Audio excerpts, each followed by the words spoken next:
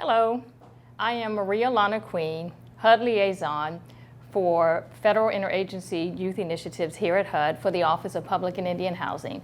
And I'm joined by my colleague, Mr. Calvin Johnson, who's the Deputy Assistant Secretary for the Office of Research, Evaluation, and Monitoring for the Office of Policy, Development, and Research.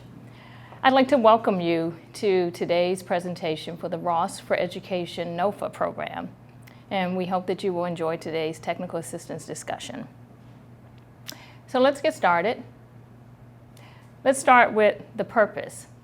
The purpose of this program is because HUD's 2014 through 2018 strategic plan references committing utilizing housing as a platform for improving the quality of life. And in that plan, HUD would utilize its housing platform to expand access to employment and educational services. HUD's commitment to expand access to educational services for youth living in HUD-assisted housing is the basis for the Ross for Education program. The Ross for Education program seeks to provide grants to public housing authorities to deploy education navigators to provide individualized assistance to youth and their families in several categories. The first is known as the free application for federal student aid, that better known as FAFSA completion, financial literacy, college readiness, post-secondary education applications, and post-acceptance assistance.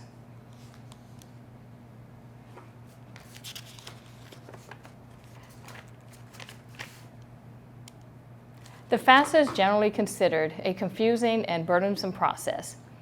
And for the purposes of research, targeting assistance could help reduce barriers to completion. This project will give researchers an opportunity to evaluate the impact of combining FAFSA awareness with assistance in completing the FAFSA.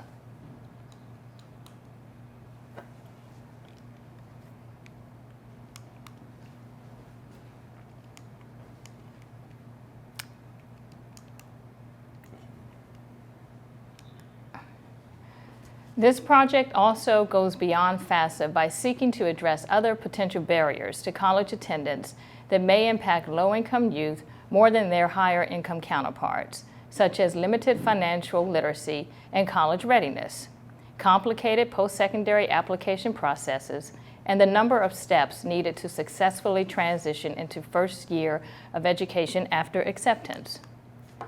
Regarding funding availability, HUD has approximately $2 million in available funding. There is no minimum award amount. However, the maximum award amount is $452,000 per project or grant. The estimated project start date is December 12, 2016, and the estimated project end date is December 1st, 2018. The length of the project is for 24 months with 2 12-month budget periods. Eligible requirements include the following. Eligible applicants are public housing authorities that have annual contribution contract units. And there are also threshold requirements, as well as statutory and regulatory requirements. And the program also includes program-specific requirements. Please note that late applications are ineligible and will not be evaluated.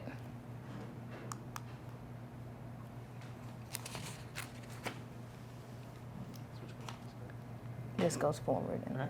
Great. So now we want to talk about the program threshold requirements, specifically target population, budget, and match.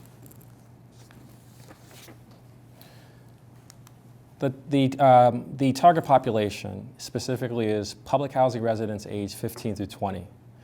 We're going to be employing a treatment and control group, specifically where the treatment group is the group of asset management projects, that's AMPS, that has been randomly selected by HUD to participate in the program.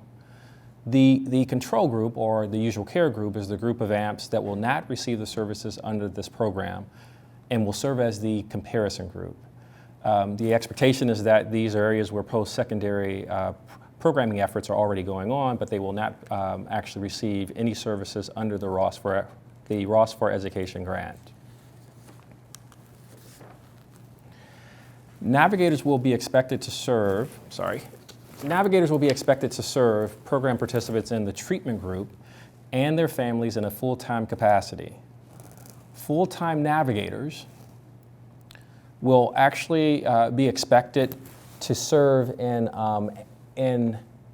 applicants that have no fewer than 500 youth ages 15 through 20 residing in its public housing inventory and commit to serving up to 250 participants.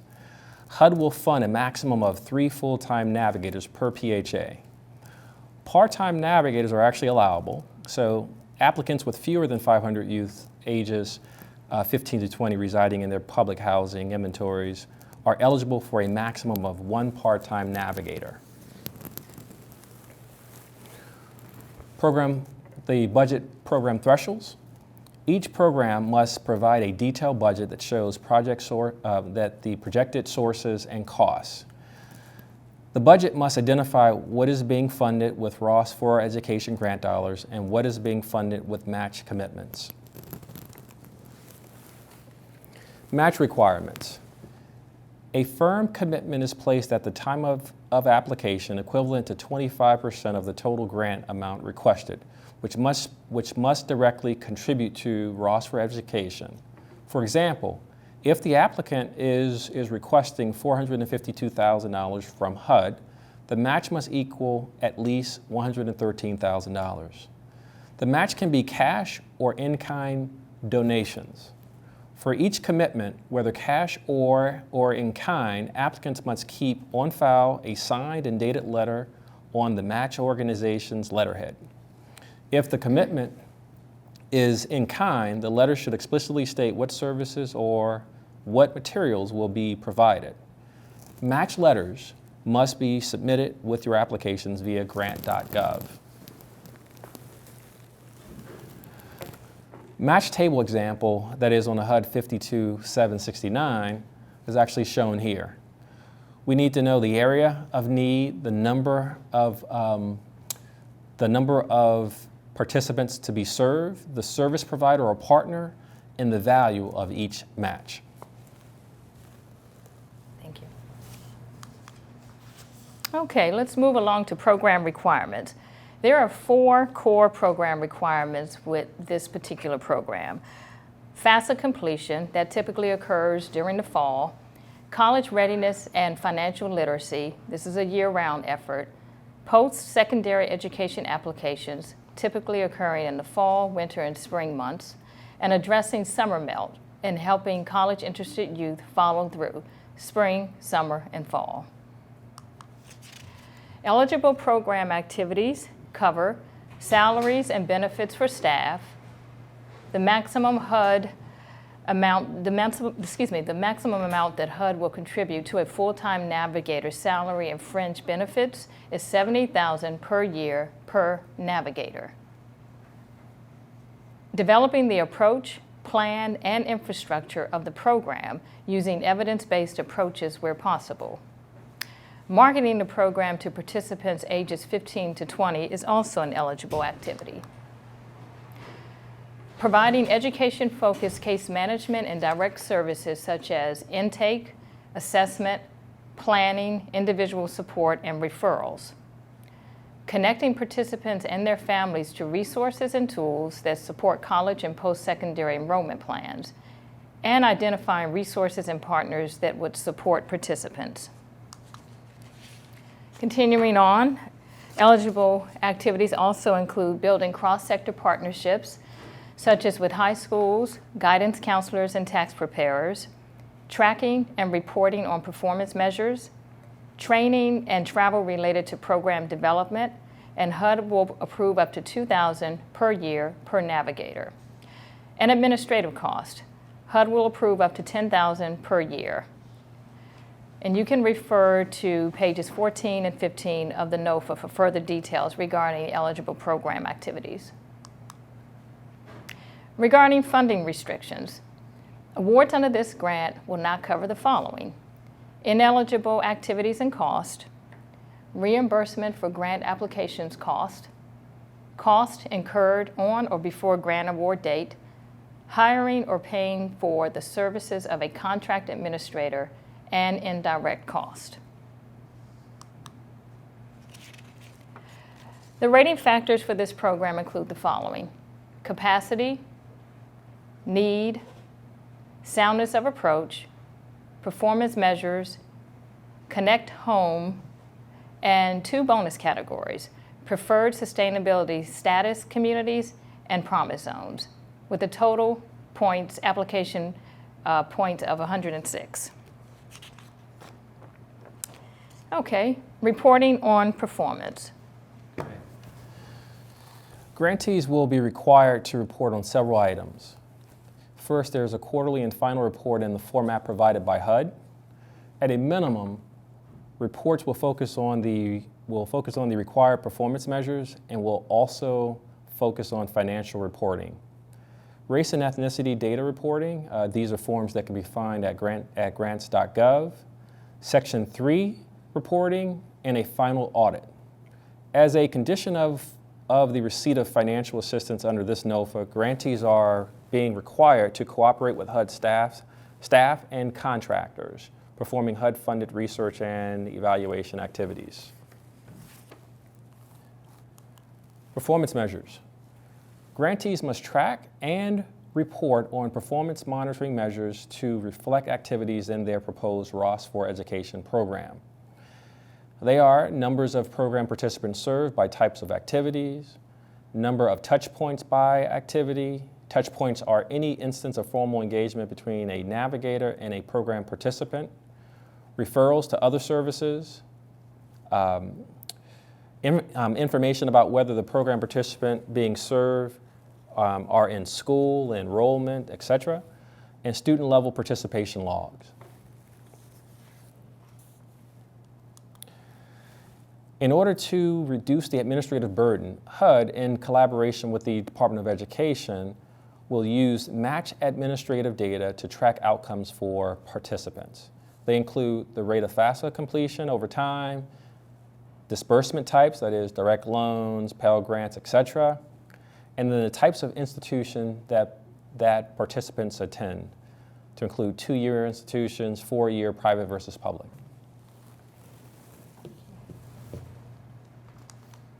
Okay, so let's discuss the application submission and review process. Applications are due to HUD on September 28, 2016 by 11:59 p.m. Eastern Standard Time through grants.gov.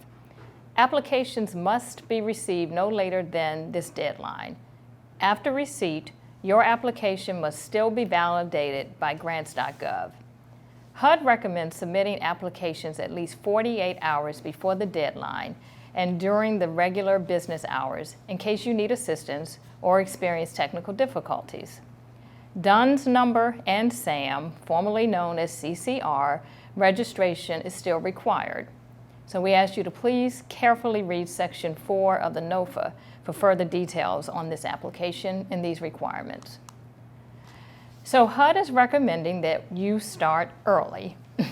Grants.gov customer support is open 24 hours a day, 7 days per week, except federal holidays, by calling the 1-800 number that's posted before the screen, or emailing and or visiting the website for this particular program. Registering with grants.gov is necessary to submit an application electronically through grants.gov.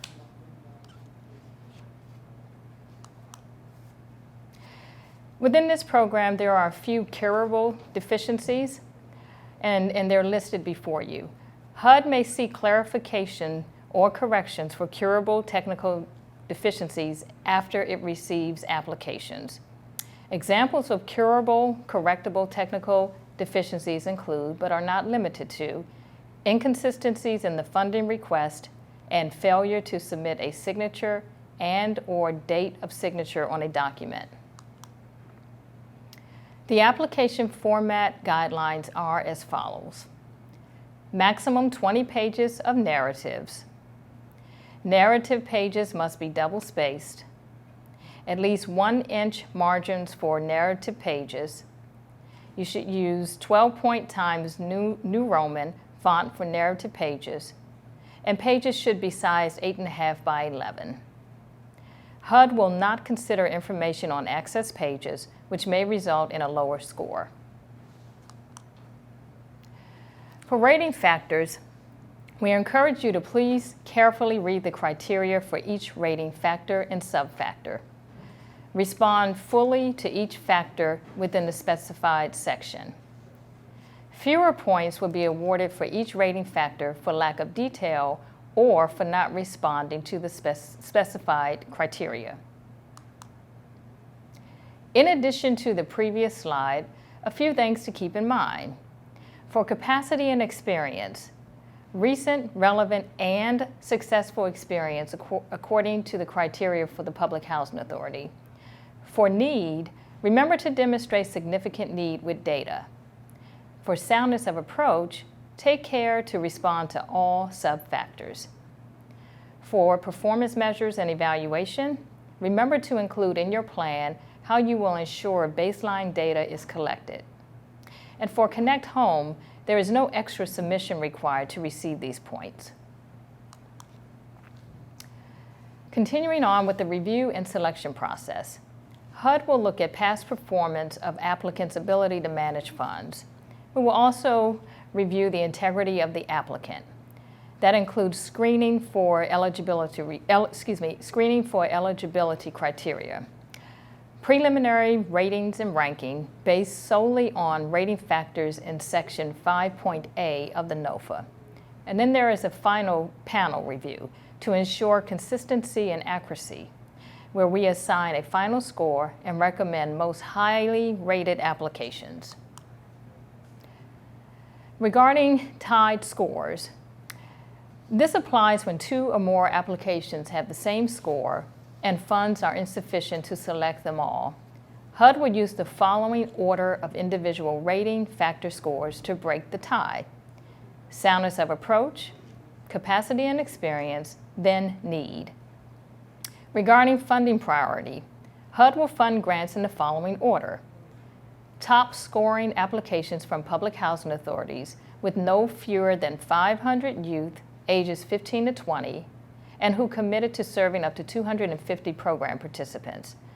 We will fund in this category approximately 4 awards. Secondly, top scoring applications from public housing authorities with fewer than 500 youth ages 15 to 20. In this category, we will fund approximately 2 awards. Regarding award notices, HUD anticipates announcing awards in December 2016. HUD will notify all applicants via an email to the authorized representative. Applicants may request a debriefing related to their individual application. Instructions on how to make the request will be in the notification letter. HUD reserves the right to make adjustments to funding, which may include awarding less than the full amount requested and using additional funding to fund FY16 applicants after announcements have been made. For additional questions, you can always email me, Maria Lana Queen, at hud.gov. Additionally, answers will be posted to the Ross for Education FY16 Funds Available page at the below web link for this program. Regarding technical corrections and frequently asked questions, we have a frequently asked questions posted on the website for this program, and we have also posted technical corrections on the same website. But we'd like to also take an opportunity now to address some of the frequently asked questions that we have received to date, and I'm going to turn it over to Calvin to discuss those. Great. So here are some questions that we received to date. Question 1, is there a number of too few youth where an applicant should not apply?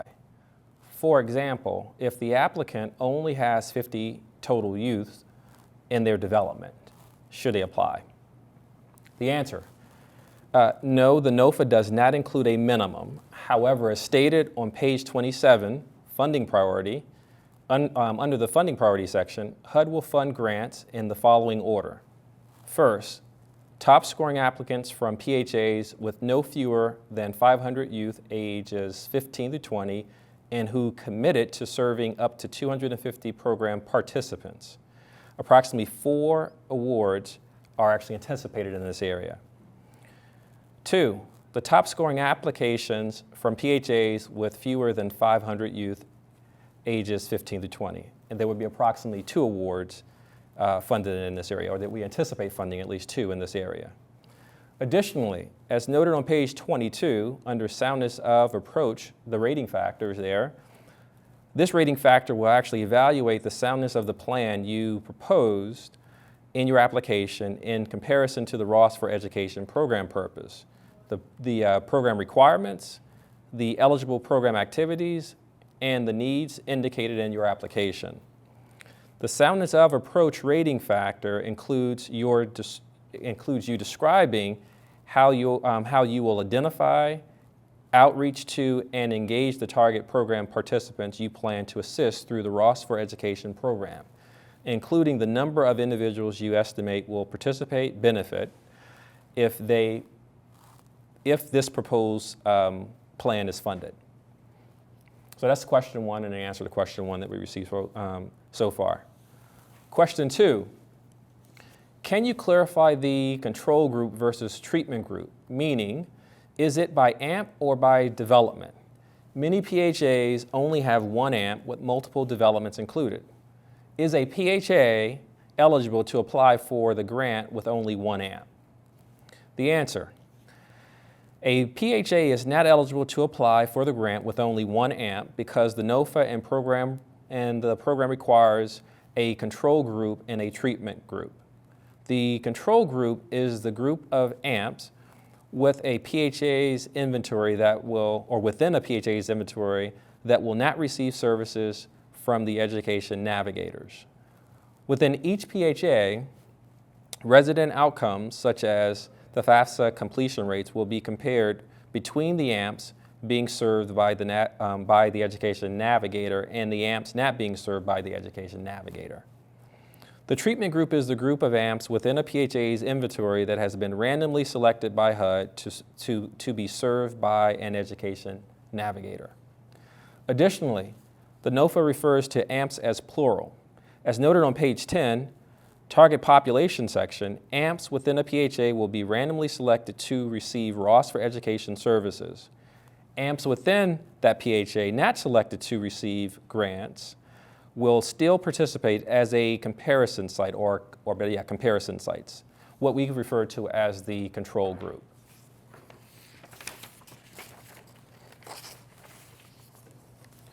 Question 3. It says that if you have no fewer than 500 youth, you are eligible to have 3 full-time navigators. Does that mean to have 3 navigators, you need to have 1,500 youth ages 15 to 20, or can you request 3 for 500 youth, figuring you would serve 250 and use 250 as a comparison group? The answer, as stated on page 13, to be eligible for a full-time navigator, applicants must have no fewer than 500 youth ages 15 through 20 residing in its public housing inventory and commit to serving up to 250 program participants. HUD will fund a maximum of 3 full-time navigators per PHA. In this particular case, it will be up to the PHA to determine the number of education navigators that they wish for HUD to fund. Example, you can ask to fund 1, 2, or 3, but it's based on your need. Question 4, are the 250 participants for 2 years of the program or per year?